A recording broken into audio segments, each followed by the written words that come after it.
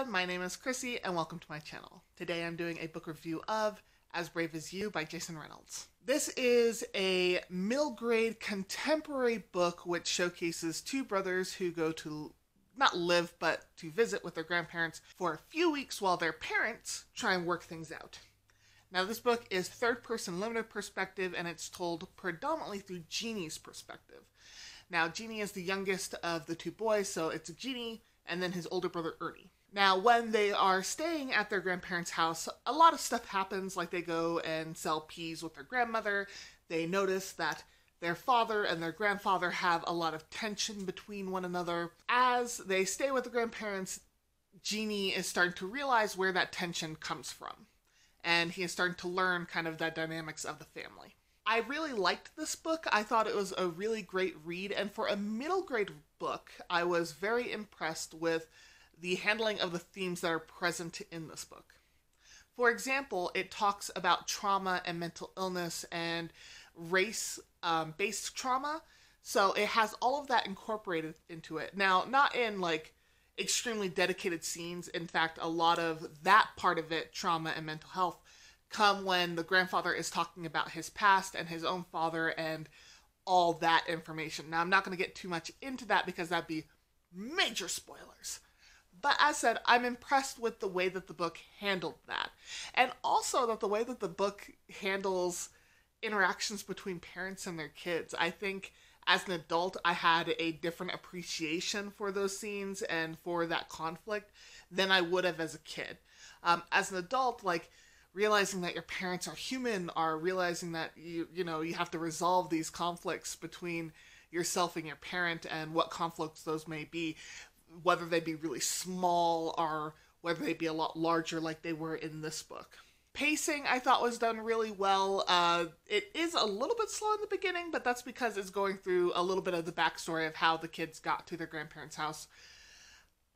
But I thought it was done pretty well.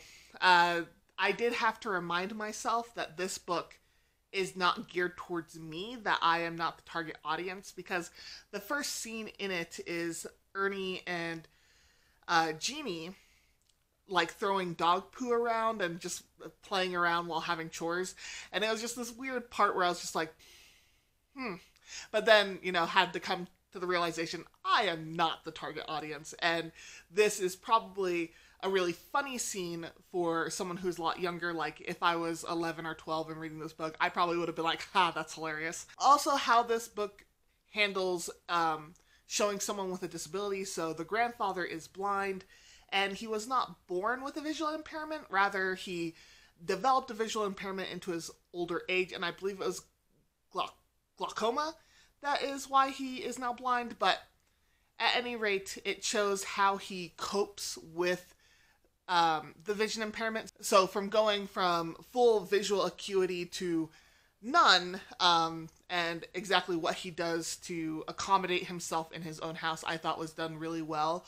Like, he counts his steps from room to room so he knows where he is in the house, and he started this when he realized he was losing his vision. So I thought that was a really great showcasing of how just because someone has a visual impairment doesn't mean that they can't do things for themselves. Like, he pours his own tea and does all that kind of stuff, and he has different ways of doing that. So it doesn't show him helpless, which I was very appreciative of that kind of representation.